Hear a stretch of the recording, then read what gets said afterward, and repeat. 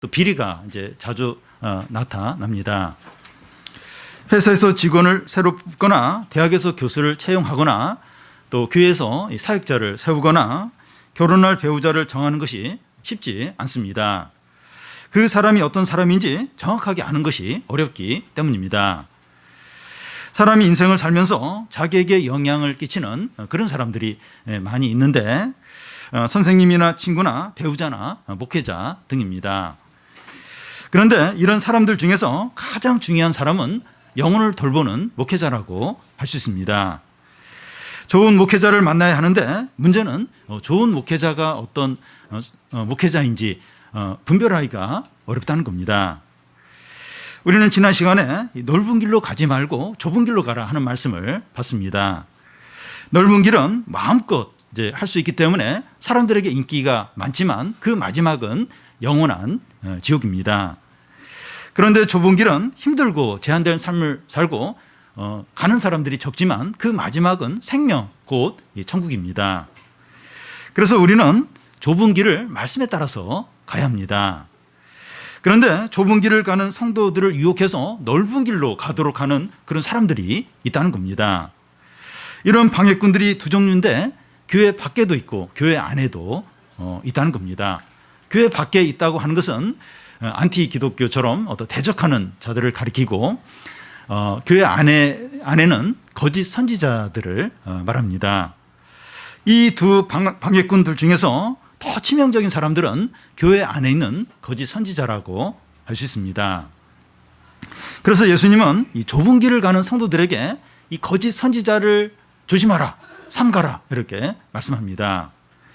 15절을 보면 거짓 선지자들을 삼가라. 양의 옷을 입고 너에게 나오나 속에는 노략질하는 일이라. 거짓 선지자를 삼가라 하는데 여기서 거짓이라고 하는 것은 가짜를 말합니다. 명품 핸드백이나 그 메이커, 유명 메이커 옷 중에서 이 가짜, 이 짝퉁들이 있는데 이 명품하고 짝퉁하고 구별하기가 어렵습니다.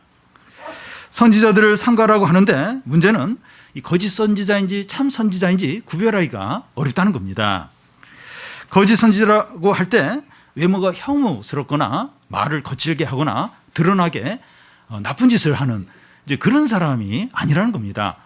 벌써 막 입에서 막 욕이 나오고 행동이 아주 이렇게 불량하고 이러면 금방 알죠. 아, 저 사람 거짓 선지자구나. 근데 이 거짓 선지자들이 그런 모습을 보이지 않는다는 겁니다. 거짓 선지자가 양의 옷을 입고 너에게 나온다 이렇게 하는데 이 겉으로 보면 착해 보이고 멋있고 또 지적이고 믿음이 좋아 보인다는 겁니다. 사단이 광명의 천사로 나타난다는 거예요. 이 사단이 막 머리에 뿔 달리고 있고 손에 칼을 들고 얼굴도 흉측하게 생기고 막 털이 막 많이 나 있고 이러면 금방 알죠. 아, 사단 그러면서 다 피하는데 사단이 그런 모습으로 나타나는 게 아니라 광명의 천사로 나타난다는 겁니다. 그와 같이 거짓 선지자가 더 거룩해 보여요. 더 경건해 보이고 더 성경적으로 보인다는 겁니다. 21절에 보면 나더러 주여 주여 하는 자마다 다 천국에 들어갈 것이 아니요 하는데 이 거짓 선지자들이 주여 주여 하면서 얼마나 열심으로 이렇게 막 그 어떤 신앙생활을 하는지 모른다는 겁니다. 또 22절에 보면 우리가 주의 이름으로 선지자 노릇하며 주의 이름으로 귀신을 쫓아내며 주의 이름으로 많은 권능을 행하지 아니했나이까 하는데 이 거짓 선지자들이 그러는 거예요. 막 주의 이름으로 막 귀신을 쫓아내고 또 주의 이름으로 막 그 예언을 하고 막 놀라운 기적을 행하고 그러니까 거짓 선지자들이 대단한 거예요. 대단해 보이고 막 믿음도 굉장히 좋아 보이고 이제 그런 겁니다. 우리는 이 거짓 선지자들이 양의 옷을 입고 광명의 천사로 나타난다 하는 것을 알아야 합니다. 그래서 우리가 이제 사람을 판단할 때 너무 외모나 또 학벌이나 경제력이나 또 지적인 거나 말 잘하는 것이나 직장이나 직분만을 보지 않도록 해야 됩니다.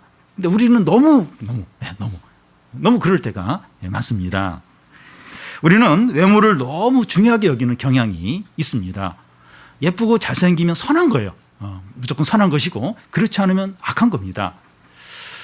제가 주중에 하트 시그널인가 그걸 좀 잠깐 봤는데 그 연예인들이 아니에요. 근데 일반 사람인데 뭐 연예인을 능가하는 그런 남자든지 여자든지 그런 뭐 너무 이쁜 좀 잘생긴 그러니까 요즘은 그냥 잘생기고 이쁘면 선한 거예요. 근데 그렇지 못하면 악한 걸로 이제 여긴다는 겁니다.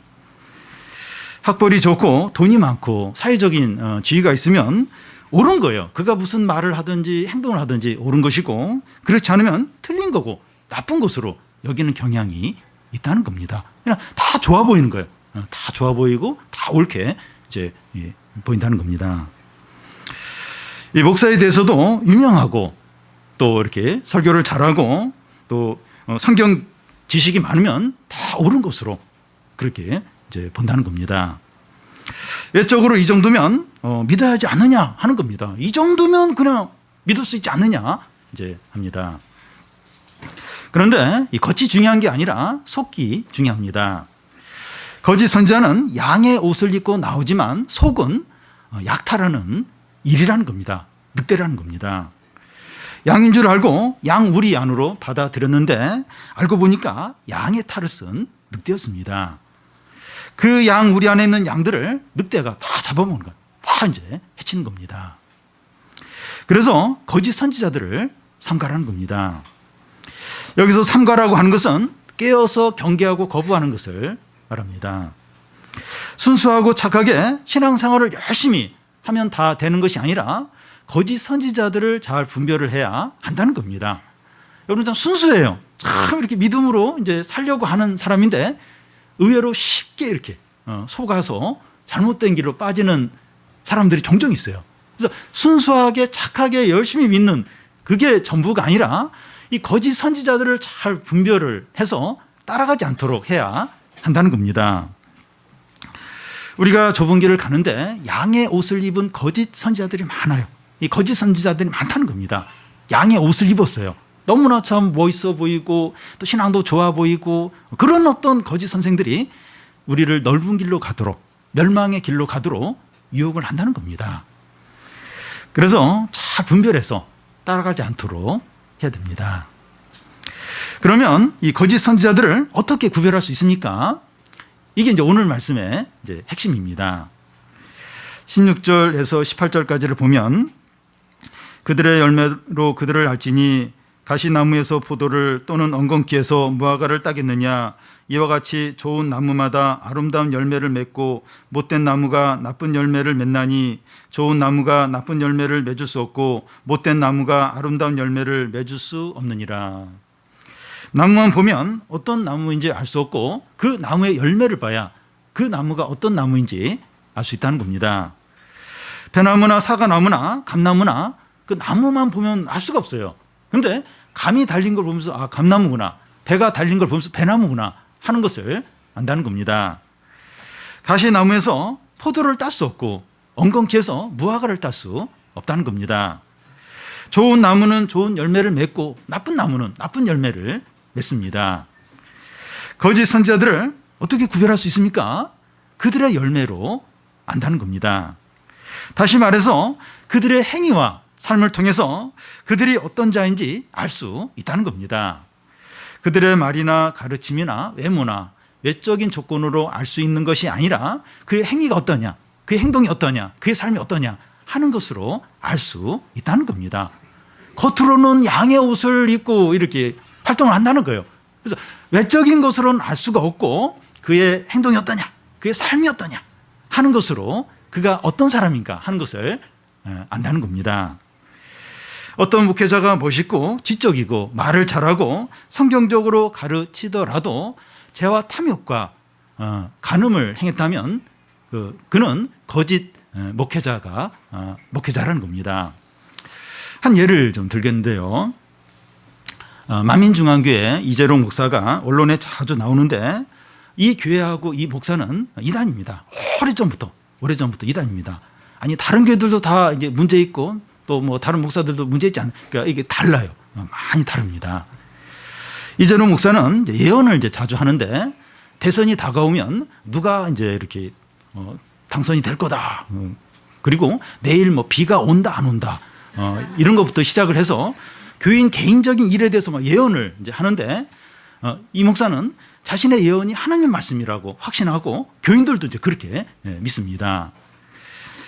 최근에 이 목사가 10여 년에 걸쳐서 그 여성도들을 성폭행한 것이 드러나서 구속이 되었습니다. 그런데 그 교회 장로들은 우리 목사님은 그런 죄를 짓지 않는 분이고 지금 음해를 지금 당하고 있다, 이렇게 주장을 하고 있습니다. 우리 목사님은 예배 시간마다 이 성적인 죄를 짓지 않도록 가르쳤고 결혼과 가정의 소중함을 강조를 했다는 겁니다. 그런데 본인이 그렇게 가르쳤더라도 본인이 수없이 성적인 죄를 지은 겁니다. 그의 행위들이 그가 거짓 목사라는 것을 드러낸다는 겁니다.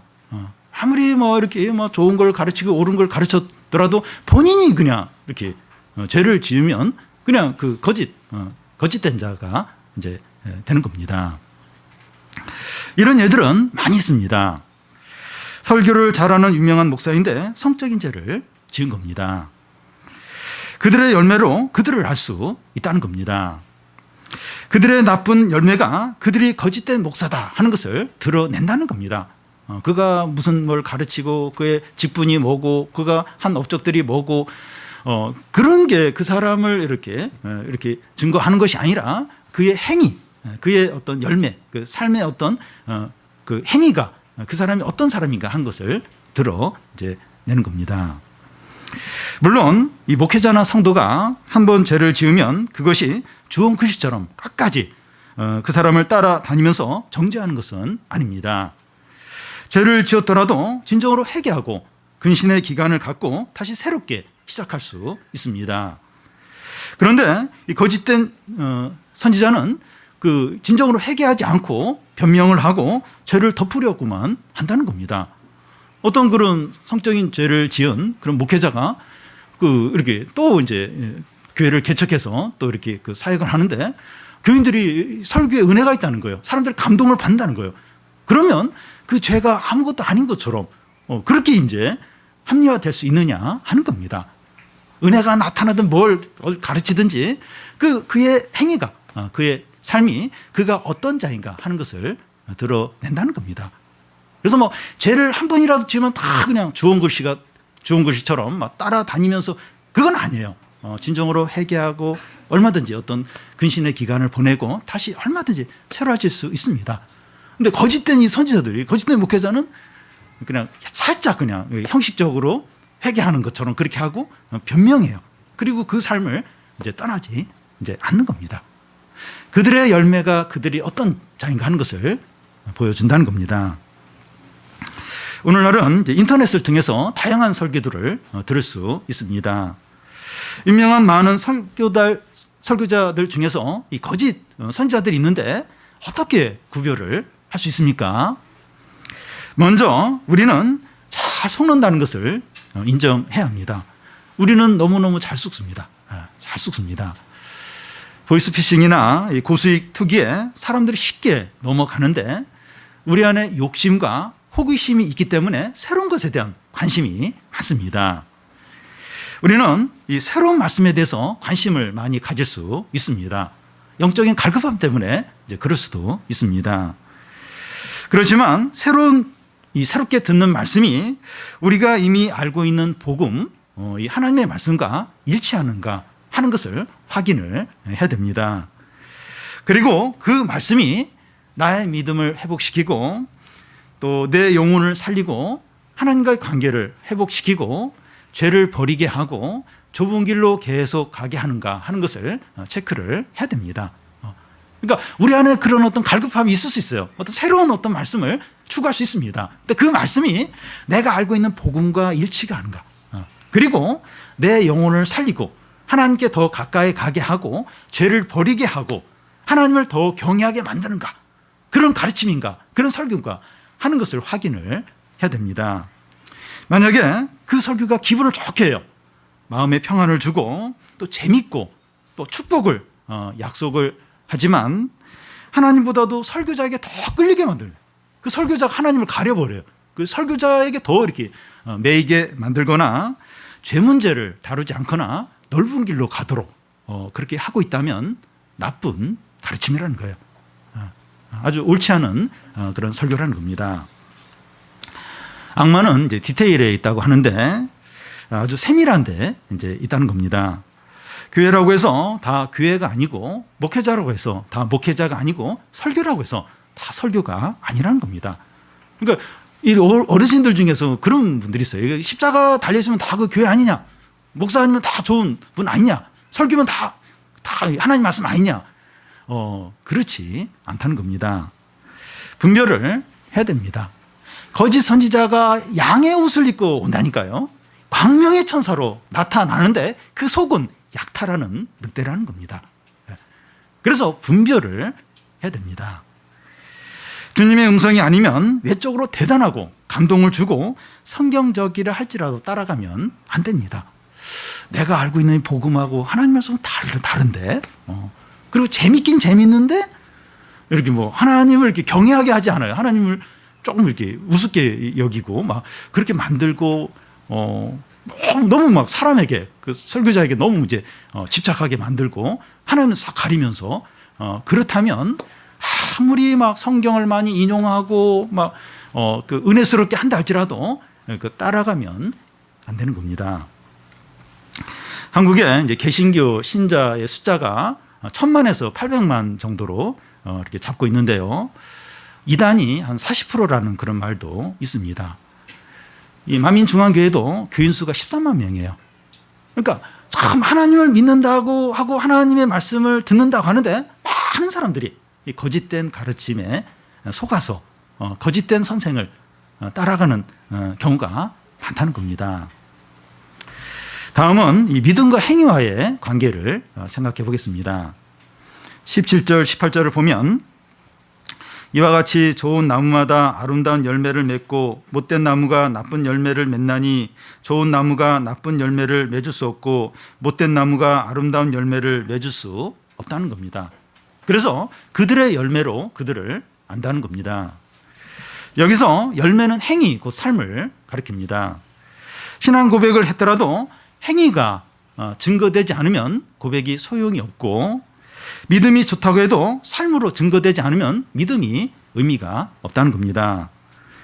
여기서 보면 이 고백보다 행위가 더 중요하고 믿음보다도 삶이 더 중요한 것처럼 보입니다. 그래서 그의 열매로 그를 안다는 예수님의 말씀과 믿음으로 의롭게 된다는 이 바울의 로마서 말씀이 충돌되는 것처럼 보입니다. 바울은 로마서에서 사람이 의롭게 되고 구원을 받는 것은 행위에 달려있는 것이 아니라 믿음에 달려있다고 말했습니다. 그런데 예수님은 믿음이 중요한 것이 아니라 행위가 중요하다 이렇게 말씀하는 것처럼 보입니다. 이 문제는 간단하게 해결이 될 수 있습니다. 믿음과 행위는 동전의 양면과 같다는 겁니다. 믿음과 행위는 불가분의 관계에 있습니다. 믿음이 있다면 행위로 나타나게 되고 행함이 있으려면 믿음이 있어야 한다는 겁니다. 우리에게 살아있는 믿음이 있다면 좋은 열매를 맺는 삶을 산다는 겁니다. 우리에게 믿음이 있습니까? 그러면 이 좋은 열매를 맺는 삶을 산다는 겁니다. 믿음이 좋다고 하는데 삶이 엉망이라면 믿음이 좋은 게 아닙니다. 본인도 내가 믿음이 좋다. 그리고 저분은 믿음이 좋아. 저 이렇게 교회에서 섬기는 거 봐. 그리고 성경 얼마나 많이 알아. 저 믿음이 좋아. 나도 믿음이 좋아. 근데 삶이 엉망이에요. 삶이. 그러면 믿음이 좋은 게 아닙니다. 믿음이라고 하는 것은 보이지 않아서 이게 좋은지 어떤지 알 수가 없는데 우리의 삶을 통해서 믿음이 어떤지 드러나게 된다는 겁니다. 어떤 면에서 믿음은 이렇게 내면에 있다고 볼 수가 있어요. 이게 잘 보이지 않는데 그의 삶을 통해서 그 믿음이 어떤지 드러나게 된다는 겁니다. 교회에서는 믿음이 좋은 것 같은데 이 가정이나 학교나 직장에 가면 삶이 엉망일 수 있어요. 교회에서는 참 너무 좀 믿음이 좋고 좀 열심인 그런 분인데 집에서는 이제 안 그럴 수 있다는 겁니다. 자녀가 볼 때 우리 부모님은 교회 있을 때하고 집에 있을 때하고 다르다 이제 이렇게 느끼는 경우가 있다는 겁니다.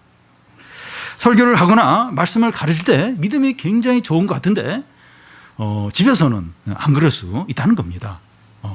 아이고 우리 아빠는 뭐 교회에서는 말씀을 잘 전하는데 우리 집에서는 전혀 다르네. 그렇게 그럴 수 있고 또 이 자녀들도 그렇게 느낄 수 있다는 겁니다. 믿음이 좋다면 모든 보는 사람이 있을 때나 없을 때나 그 삶이 믿음의 삶으로 나타나야 됩니다. 사람이 있을 때는 참 경건하고 믿음이 좋은 것 같은데 보는 사람만 없으면 그냥 바로 달라지고 이제 이러면 안 된다는 겁니다. 교회에 있을 때나 집에 있을 때나 사람이 있을 때나 없을 때나 이제 그 삶이 이렇게 믿음의 삶으로 선한 어떤 열매로 나타나야 한다는 겁니다. 행함이 없는 믿음은 죽은 믿음이라고 했습니다. 행함으로 이렇게 증명이 되지 않는 믿음은 그 믿음은 죽은 믿음이라는 겁니다. 귀신도 그 정도는 안다는 거예요. 성경지시 귀신은 그 정도는 안다는 거예요. 귀신과 비슷한 수준의 어떤 그것밖에 안 된다는 겁니다. 우리의 삶이 우리의 믿음을 증거합니까? 우리 다 이제 믿음이 있어요. 믿음이 있는데 우리의 삶이 우리의 믿음을 이렇게 증거를 합니까? 이 완벽히 한다거나 죄가 전혀 없어야 한다는 것이 아니라 우리의 믿음과 삶이 반대가 되거나 또 중요한 부분에 있어서 너무 다르면 안 된다는 겁니다. 우리가 말하거나 믿는 것과 신앙이 너무 다르면 안 된다는 거예요.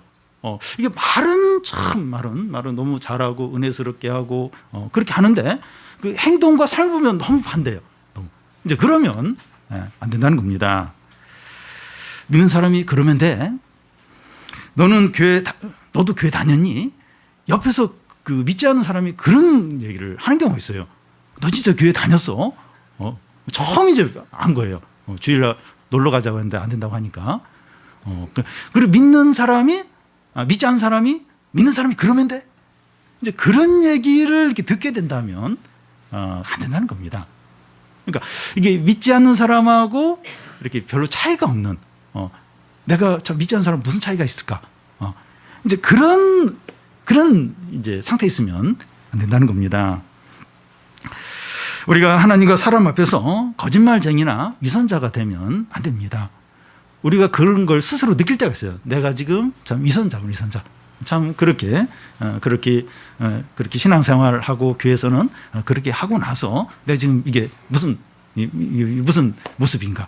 내가 이렇게 하면 되겠는가? 하면서 스스로 양심적으로 내가 좀 위선자다. 내가 좀 거짓말쟁이다. 이렇게 느낄 때가 있습니다. 우리가 그런 상태에 있으면 안 된다는. 그건 이제 믿음과 우리의 삶이 이제 반대가 되는 거죠. 그러니까 뭐 완벽해야 된다.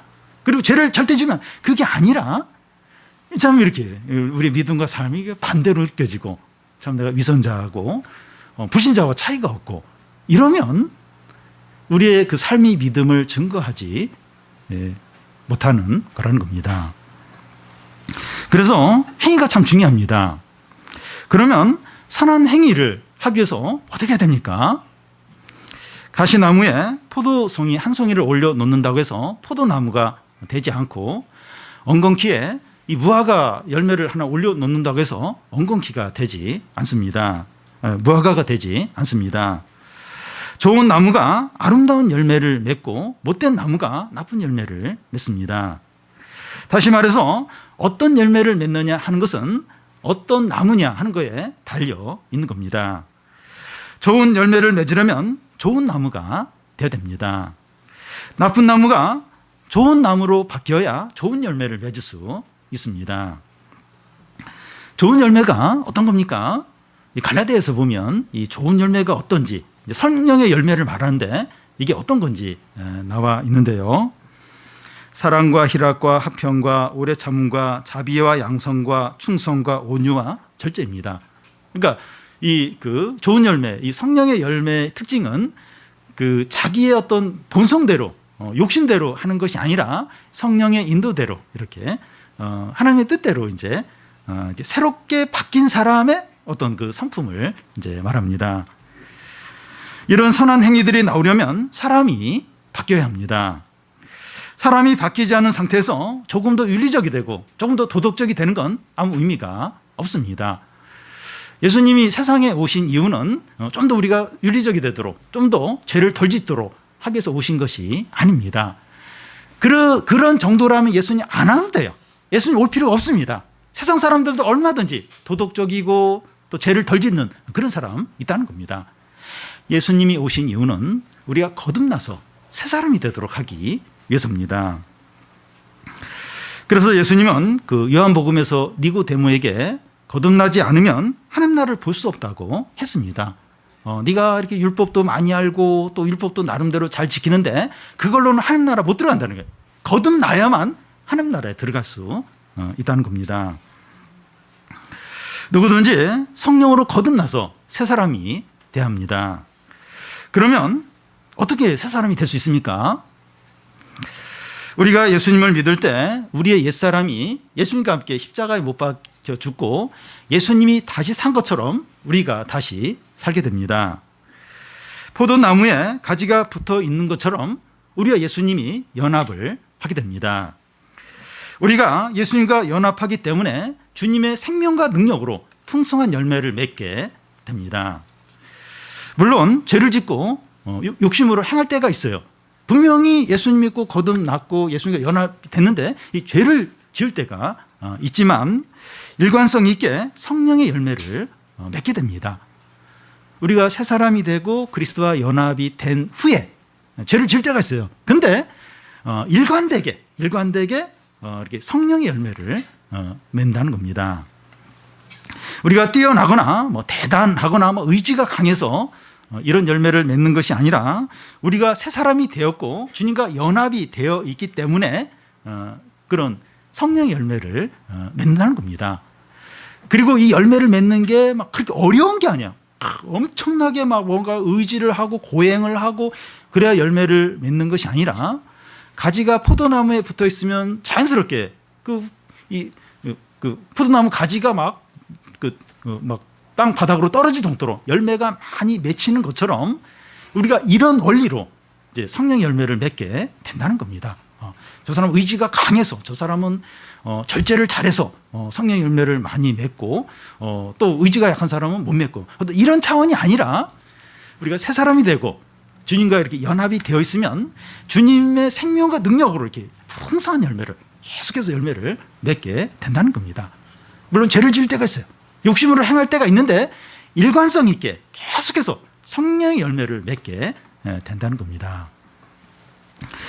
그래서 중요한 것이 무엇인가 하면 우리가 좋은 나무인지 나쁜 나무인지, 다시 말해서 내가 거듭났는지 거듭나지 않았는지 아는 겁니다. 우리가 매일 삶을 살면서 이제 열매를 이제 맺고 있는데 물론 왔다 갔다 할 때가 있어요. 그런데 일관성 있게 이렇게 나쁜 열매를 맺을 수도 있고 선한 열매를 맺을 수도 있다는 겁니다. 그러니까 물론 좀 이렇게 막 이렇게 어제 오늘 다르고 좀 그래 왔다 갔다 할 때가 있어요. 근데 감나무가 계속해서 감나무를 이렇게 맺고 감을 맺고 사과나무가 계속해서 사과를 맺는 것처럼 우리가 매일매일 살고 인생을 사는 데 있어서 이렇게 일관된 어떤 열매를 맺는다는 겁니다. 감나무가 갑자기 그 다음 날은 사과를 이렇게 맺고 그렇지 않은 것처럼 우리의 삶에 있어서도 이렇게 매일매일과 인생을 통해서 어떤 일관된 어떤 열매를 이제 맺는다는 겁니다. 우리가 일관되게 좋은 열매를 맺고 있습니까? 아니면 나쁜 열매를 맺고 있습니까? 우리가 일관되게 좋은 열매를 맺고 있다면 우리는 거듭난 자이고, 우리가 일관되게 나쁜 열매를 맺고 있다면 아직 거듭나지 못한 것입니다. 지금 이 얘기는 교회를 이렇게 잘 출석하느냐, 또 봉사를 하느냐, 또 도덕적으로 좀 살고 있느냐, 이런 이야기를 지금 하는 것이 아니라 지금 선한 열매를 맺고 있느냐, 아니면 육체 열매를 맺고 있느냐 하는 것을 이제 말하는 겁니다. 그러니까 교회를 안 빠지고 또 봉사도 하고 헌금도 하고 또 성경도 읽고 그러면서도 얼마든지 이 육체 열매를 일관되게 맺을 수 있다는 겁니다. 그러면 아직 거듭나지 않은 겁니다. 이 육체 열매라고 하는 게 어떤 겁니까? 갈라디아서에 보면 나와 있는데 음행과 더러운 것과 호색과 우상숭배와 주술과 원수 맺는 것과 분쟁과 시기와 분냄과 당짓는 것과 분열함과 이단과 투기와 술취함과 방탕함 같은 겁니다. 이 육체 열매의 특징은 자기의 마음에 내키는 대로 하는 거예요. 욕심대로 하는 겁니다. 어떤 욕망을 절제하지 않고 그대로 하는 거예요. 거기에 뭐 시기, 뭐 술취함, 미움, 방탕, 온갖 제약들이 이제 다 나오는 거죠. 성령의 열매는 자신의 본성을 거스르는 거예요. 욕심을 버리고 이제 성령의 인도대로 할 때 이제 성령의 열매를 맺게 되고, 이 육체 열매는 자기가 하고 싶다 끌리는 대로, 내키는 대로, 충동대로, 욕망대로 다 하는 거예요. 거기에 막 시기와 방탕과 호색과 음란과 모든 이게 이제 열매로 나타나게 이제 됩니다. 우리의 삶 가운데서 그 일관되게 맺는 그 열매들이 성령의 열매인가 육체 열매인가 하는 것을 알아야 합니다. 우리가 일관되게 맺는 열매가 육체의 열매라면 우리는 아직 거듭나지 않은 것입니다. 모태신앙이에요. 그리고 신앙생활 오래 했어요. 교회를 주일을 떠난 적이 없어요. 그리고 규칙적으로 봉사를 하고 있습니다. 성경도 많이 읽었어요. 그렇다 할지라도 내가 일관되게 육체 열매를 맺고 있다. 이렇게 욕망이나 충동이나 욕심대로 정욕대로 계속 그렇게 행하고 있다. 그렇다면 아직 거듭나지 않은 겁니다. 아직 나쁜 열매인 것입니다.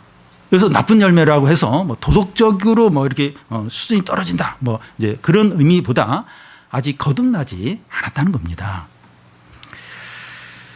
우리에게 필요한 것은 좀 더 도덕적이 되고 죄를 좀 덜 짓는 그런 것이 아니라 거듭나서 새 사람이 되는 겁니다. 예수님을 믿음으로 나쁜 나무가 좋은 나무가 되는 겁니다.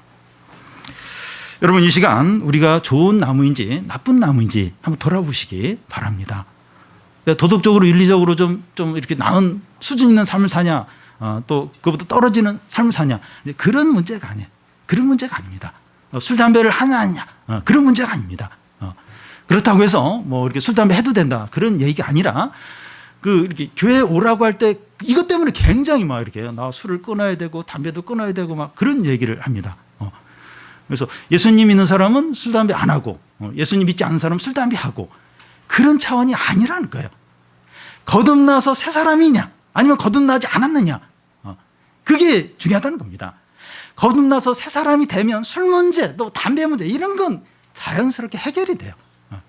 근데 이게 뭐하고 아직 거듭나지 않았으니까 이게 뭐 술 문제, 담배 이게 뭐 너무 힘든 거예요. 너무 큰 이게 이제 잘 이제 안 되는 겁니다. 우리가 이 거듭나서 새 사람이 되는 게 얼마나 중요할지 모릅니다. 이것보다 더 시급하고 중대한 게 없습니다. 얼마나 중대합니까? 19절을 우리 같이 한번 읽어보겠습니다. 아름다운 열매를 맺지 아니하는 나무마다 찍혀 불에 던져지느니라. 세례 요한도 비슷한 말을 했는데 3장 10절에서 이미 도끼가 나무 뿌리에 놓였으니 좋은 열매를 맺지 아니하는 나무마다 찍혀 불에 던져진다는 겁니다. 우리가 관심을 갖고 중요하게 여겨야 할 것은 마지막 이 끝이 어떻게 되느냐, 거기에 관심을 가져야 됩니다. 지혜로운 자는 현재 편안함보다 미래의 행복을 더 우선합니다.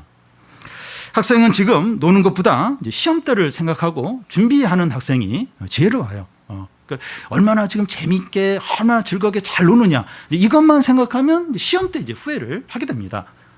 근데 시험 때를 생각하고 이렇게 좀 절제하고 좀 이렇게 미리 좀 공부해 놓고 이런 이제 사람이 이제 지혜롭죠. 어른들은 지금 맛있는 것을 많이 마음껏 먹는 게 중요한 것이 아니라 건강을 생각하면서 절제를 하는 게 이제 지혜로운 겁니다. 그러니까 이 나이가 어느 정도 들면 이 먹는 게 다 독이라 그래요. 이게 다 성인병을 유발하고, 그래서 먹고 싶은 거 다 먹고 이러면 이제 나중에 이제 후회하고 고생을 이제 하게 되니까 그 미래를 생각해서 건강을 생각하고 절제하는 게 지혜롭다는 겁니다. 무슨 일이든지 끝이 있는데 우리의 인생의 끝을 생각을 해야 한다는 겁니다. 여러분, 모든 게 끝이죠. 끝이. 2018년도 끝이 있어요. 몇 달 더 지나면 이제 마지막 끝이 이제 오게 되고, 학교도 다니다 보면 이렇게 이제 졸업을 해야 될 때가 오고, 회사도 지금 다니고 있지만 거기 퇴직을 해야 될 때가 있다는 겁니다. 우리의 인생도 끝이 있다는 거예요. 끝이 있고, 우리가 주님 앞에 서서 마지막 날 주님 앞에서 이렇게 심판받고 판단받을 그럴 때가 온다는 겁니다.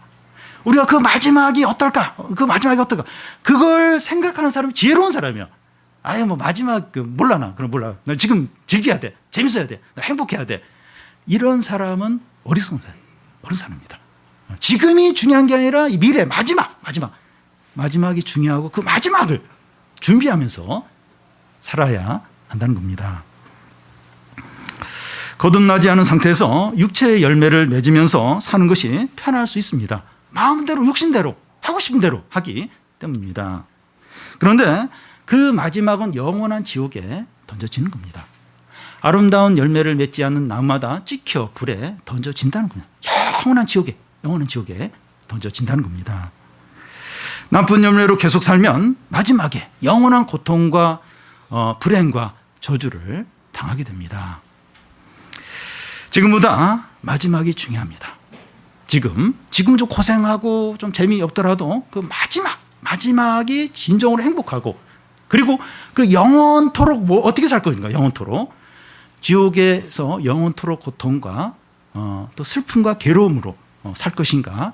아니면 영원한 천국에서 모든 축복과 은혜와 영광을 누리며 영원히 살 것인가? 그 영원이 중요하죠. 영원.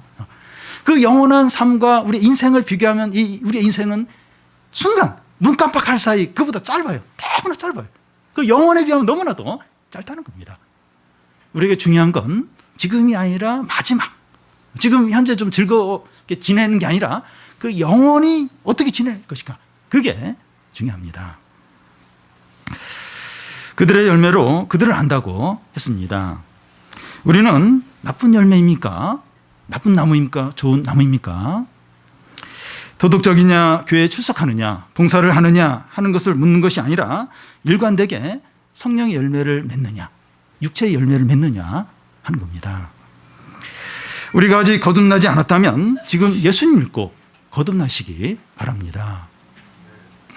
그러면 우리가 어떻게 거듭날 수 있습니까? 지금 이 거듭나고 새 사람 되는 것보다 중요한 게 없는데 어떻게 우리가 거듭나고 새 사람이 될 수 있습니까? 내가 나쁜 나무이고 죄인임을 인정을 하고 우리의 죄를 위해서 십자가에 위해서 죽으신 예수님을 믿고 그동안 죄와 욕심과 불신앙으로 산 것을 회개하고 예수께서 나의 모든 죄를 용서하시고 의롭게 하셨다는 것을 믿는 겁니다. 지금 여기서 믿는 겁니다. 내가 나쁜 나무였구나. 내가 아직 거듭나지 못했구나. 내가 보니까 조금씩 무슨 선한 열매를 맺는 것 같은데 내 이 삶을 보면 일관되게 육체의 열매를 맺었구나. 나는 끌리는 대로, 욕구대로, 충동대로, 정욕대로 대부분 그렇게 행했구나. 이런 삶에 대해서 회개를 하는 겁니다. 예수 그리스도가 나의 죄를 위해서 십자가에 죽으심을 믿는 거예요. 그리고 그 예수님을 믿을 때 나의 모든 죄가 용서가 되고 의롭다함을 받고 구원을 하신다 하는 걸 믿는 겁니다. 지금 여기서 믿는 겁니다. 우리가 죄인임을 인정하고 예수님의 죄 용서를 믿을 때 지금 여기서 거듭나게 돼요. 우리가 거듭난다고 해서 눈으로 볼 때 달라지는 건 없습니다. 우리가 성령으로 거듭나는 건데 우리가 거듭났다고 해서 외적으로 외모가 달라진다거나 이렇게 취업이 갑자기 된다거나 또 건강이 갑자기 좋아진다거나 이런 어떤 그 눈에 보이는 이런 건 나타나지 않습니다. 성령은 바란 것 같아요. 성령이 우리를 새 사람이 되게 하는데 외적으로 보이게는 아무것도 이렇게 달라진 게 없을 수 있습니다. 그런데 우리가 이렇게 죄인임을 고백하고 예수님의 십자가를 믿을 때 그때 성령으로 거듭나게 돼요. 새 사람이 됩니다. 이 순간 여기서 나쁜 나무에서 좋은 나무가 됩니다. 이렇게 나쁜 나무에서 좋은 나무가 됐다고 해서 외적으로 달라지는 게 없어요. 똑같을 수 있어요. 그런데 우리가 예수를 믿고 신앙을 고백하고 회개를 할 때 이 순간 여기서 나쁜 나무에서 좋은 나무로 바뀌게 됩니다. 지금부터 성령의 열매를 맺게 됩니다. 그 순간부터 성령의 열매를 맺습니다. 우리의 힘으로가 아니라 우리와 연합한 주님의 힘으로 이 성령의 열매를 맺게 됩니다. 예수를 믿고 거듭나시기를 바랍니다. 이것보다 더 중대하고 이것보다 더 시급한 게 없습니다. 학교 성적이나 뭐 취업 문제나 어떤 사업이나 직장이나 건강이나 또 사람과의 관계나 여러 가지 일들이 있어요. 이것들 나름대로 급합니다. 중요해요. 근데 이것보다 가장 시급한 것이 마지막 때 또 내가 이제 죽게 되면 주님 앞에 가야 되는데 그때 우리가 영원한 그 심판을 받게 된다는 겁니다. 지금 아직 기회가 있을 때 아직 예배 드릴 수 있고 아직 내가 결단하면 이렇게 그게 가능하고 아직 시간이 있고 아직 큰 어려움이 아직 닥치지 않았을 때 지금 믿음으로 반응을 이제 하는 겁니다. 우리가 이미 거듭나서 좋은 나무이니까 행함이 없는 믿음은 죽은 믿음이라고 했습니다. 모든 일을 믿음으로 하시기를 바랍니다. 이 행함을 통해서 이 삶을 통해서 우리의 믿음이 드러난다고 했는데 참 이렇게 내 삶을 돌아보니까 이 선한 열매가 너무나 없어요. 나도 좀 헷갈려요. 내가 지금 이 선한 열매를 맺고 있는지 나쁜 열매를 맺고 있는지 막 반반 섞인 것 같고 그러면 위험한 겁니다. 나도 좀 헷갈리고 주님 앞에 가서도 헷갈리고 만약 헷갈릴 정도로 그렇게 막 이렇게 섞여 있다면 나쁜 나무의 가능성이 많다는 겁니다. 근데 내가 보니까 그래도 내가 이제 거듭난 신자인 것 같아요. 신자인 것 같아요. 좀 부족하지만 그렇다면 우리가 모든 일을 믿음으로 하는 믿음으로. 지금까지 내가 참 욕심으로 많이 했구나. 내가 참 이렇게 내가 끌리는 대로 원하는 대로 많이 했구나. 근데 우리 더 이상 그렇게 하지 않아야겠다. 이제 믿음으로 하면 믿음으로 하면 주님의 능력과 힘으로 풍성한 열매를 맺게 됩니다. 내가 막 용을 쓰고 막 의지를 막 꼭 그렇게 해야만 열매가 하나 맺히는 것이 아니라 우리가 이렇게 믿음으로 행하기만 하면 이 주님의 은혜와 주님의 생명이 풍성한 열매를 맺게 하신다는 겁니다. 그래서 우리가 참 이 삶이 행위가 우리의 믿음을 나타낸다고 했는데 내가 거듭난 신자인데 참 내 행위와 삶이 참 이것밖에 안 되는구나. 너무 부족하구나. 참 그걸 보면서 우리가 좀 더 믿음으로 더 말씀대로 더 성령의 인도대로 행해서 참 풍성한 열매들을 맺는 우리 성도들이 다 되시기를 바랍니다.